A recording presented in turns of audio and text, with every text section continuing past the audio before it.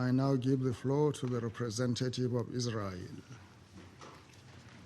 Mr. President, in a few months, we will mark 14 years since the Security Council adopted Resolution 1325, and 4 years since its adopted Resolution 9060.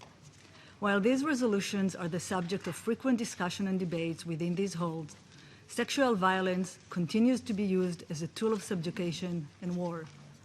It is a crime of humanity towards humanity, and it is a plague that must be eradicated. If a nation refuses to prosecute domestic sexual abuse, marital rape, and honor killings in time of peace, then there is little hope for justice in times of war and conflict. Mr. President, I look around the world today and see an epidemic of sexual violence. The number of victims is so large and overwhelming that we often lose sight of the fact that we are speaking about individuals. The husband who spoke out against an oppressive regime and is forced to watch as his wife is raped by government forces. The brother who is sexually violated in a detention center to force a confession. The daughter who is subject to gang rape and then forced to deliver a child because abortion services are illegal in her country. The sister in a refugee camp who is forced by her family to marry her rapist so as to protect the family's honor. Our family of nations is failing millions of families throughout the world. The problem is particularly widespread in the Middle East and Africa. In Yemen, child abduction and sexual abuse is on the rise. In Mali, young girls are being kidnapped and gang raped.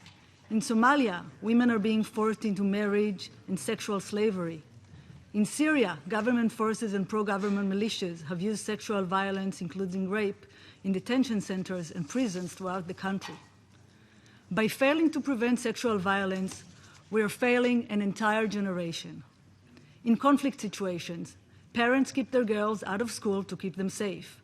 Without an education, these girls are unlikely to find work and more likely to become young mothers. And so the cycle of poverty is passed from one generation to another. Mr. President, Israel is proud to be amongst the 145 states that signed the Declaration on Sexual Violence in Conflict, initiated by SRSG Zainab Ben-Gura and UK Foreign Secretary William Hague. While 145 may sound impressive, we must take note that 48 member states have refused to join the call to end sexual violence in conflict. There is no place for sexual violence in a civilized world. We must stand together to prevent these barbaric crimes, and we must stand united with victims of sexual violence so they know that they are not alone. The alarming report that we are discussing today finds that sexual violence is almost universally underreported. The reasons are well known. Victims are denied legal recourse or face stigmatization and reprisals. Few countries have programs like the ones in Sierra Leone, where women can safely report an attack to a family support unit. The Secretary General's report offers clear guidance on the important steps that the international community must take. Israel strongly supports the recommendation in this report. I would like to take this opportunity to commend the work of SRSG Ben-Gura and the UN Action Network to Prevent Sexual Violence. The work they are doing, including training peacekeepers and providing technical support at the country level, is laying the foundation to improve the situation on the ground. Israel also values the work of the team of experts on the rule of law and sexual violence in conflict, which is partnering with governments to strengthen national legal systems. Mr. President, the international community has a collective responsibility to the victims of sexual violence in conflict. All of us, governments, civil society, and UN agencies, must work together to pass stronger laws, strengthen enforcement mechanisms, and introduce tougher penalties for offenders.